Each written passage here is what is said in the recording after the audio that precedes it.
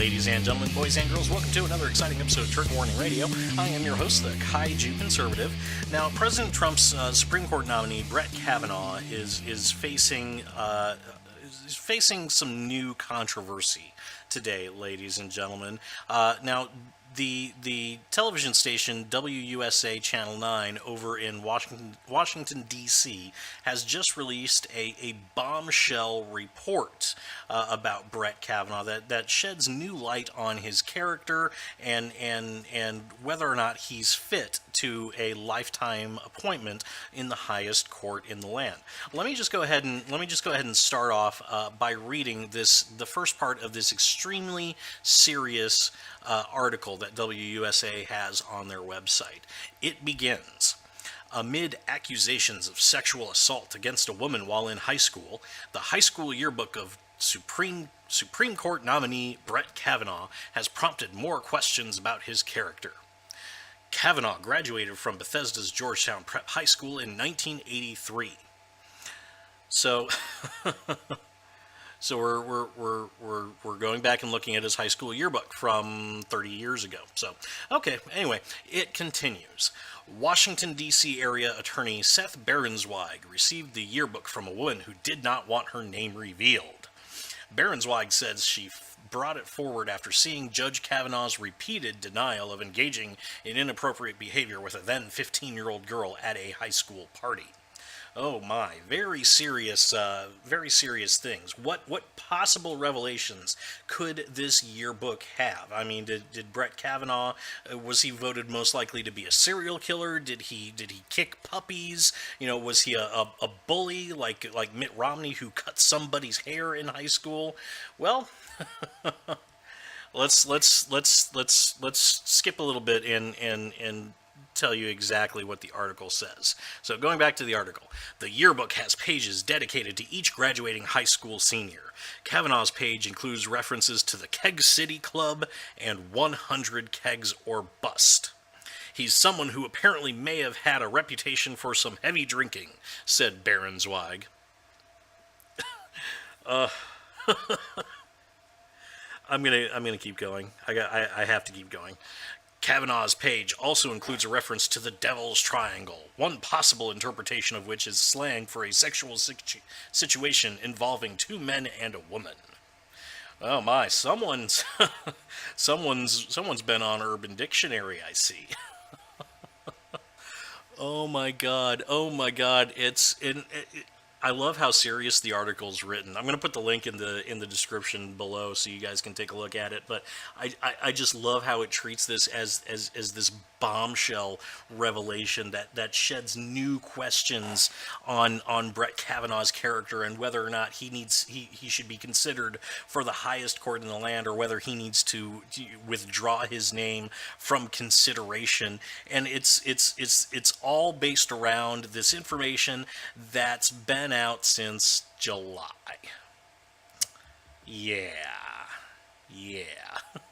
So, you know, WUSA is acting like this is this big scandal, this big breaking news story, and the Washington Post, they actually had a story about it on July 11th by Paul Schwartzman and Michelle Boorstein, titled "The Elite World of Brett Kavanaugh," in which they actually went into his yearbook and actually talked about those various those exact things in here, and they also it also included some other references to beach parties as well as Rehoboth. I'm not sure how to pronounce that, but essentially a reference to the Rehoboth Police fan club, which I guess is supposed to paint him as some sort of elitist. I don't really know, but they have pictures of the yearbook page on the website. WUSA does, and oh, what an interesting thing to focus on. I mean, there's a whole list of stuff, things that make no sense. That's probably, you know, all sorts of inside jokes and things that a student at that school or somebody who knew Kavanaugh would probably understand. So why they picked out those two things to focus on, now here's the question, very very serious question for everybody out there. Is anybody shocked that a teenager might have engaged in underage drinking back in the 1980s? How is that a bombshell? How does that shed light on his character? How does that give us new questions? Why do we need to even consider this sort of thing?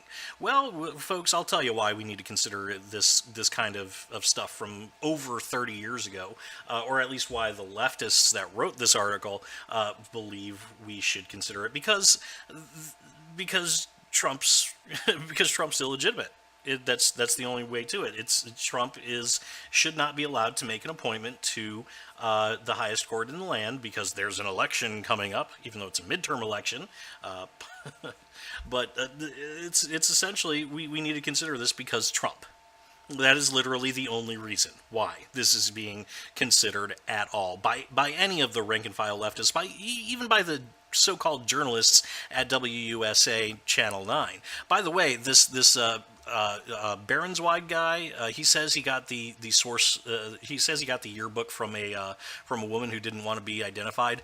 Was it Michelle Boorstein that gave him that? Was it one of the original authors of the article that appeared back in July that gave him that? And that I think it's a legitimate question, I think, folks, for Mr. Baronswag. Now, this whole Brett Kavanaugh sexual assault business, there's absolutely no proof behind any of it. It's a he said, she said. Christine Ford, the woman who claims Kavanaugh tried to rape her back when she was 15, she's offered absolutely zero proof.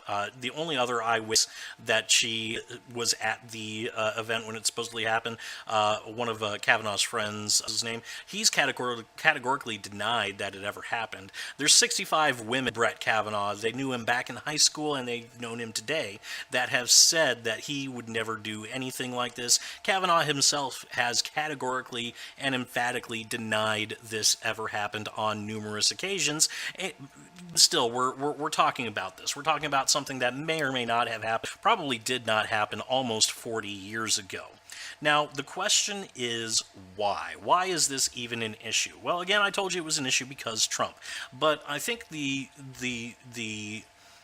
bigger reason why this is an issue is not necessarily to stop the Kavanaugh nomination. I think Brett Kavanaugh is going to get confirmed regardless of what happens. Even though I know we've got Jeff Flake saying, well, maybe I'll vote for him, maybe I won't, because I'm a retard. He didn't say that last part. That was some editorial license on my part. But, despite what Jeff Flake said, to be confirmed, and I think he's a total Republican. Jeff Flake might, if he thinks it's safe, bow out, and we might have Mike Pence have to cast the tie-breaking vote in that case. But I think he's going to be confirmed regardless. Now, what this all is for, this whole mess, I think this was Dianne Feinstein sending a message to the Democrats that are on the committee and that are in the Senate, because there's been a lot of talk from both sides about how Brett Kavanaugh is eminently qualified for this sort of position. Normally would be very worrying, except for the fact that he's an extremely conservative guy, and he's on Trump's list that was vetted by the Federalist Society as well, a very, very conservative group. So I'm not too worried about that aspect of things. But there's a lot of talk about red state Democrats and about how they're going to vote for Kavanaugh to save their political skins. So I think Dianne Feinstein released all of this not to not to derail the nomination of Kavanaugh so much, because like I said, I think that's inevitable. I think what she did is she released this in order to make it a completely partisan vote.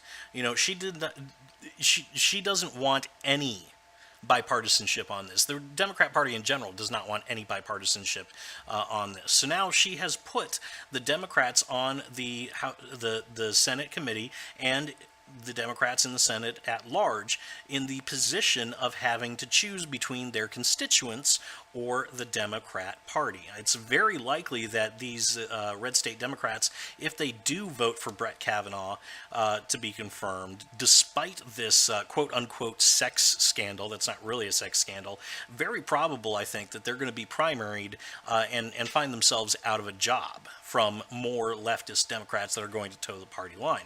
So I think that's the goal here. Dianne Feinstein is issuing a warning, a shot across the bow to the red state Democrats saying you'd better not vote for Kavanaugh. Don't fuck with the Democrat Party or your cushy seats are going to be on the chopping block next round of elections.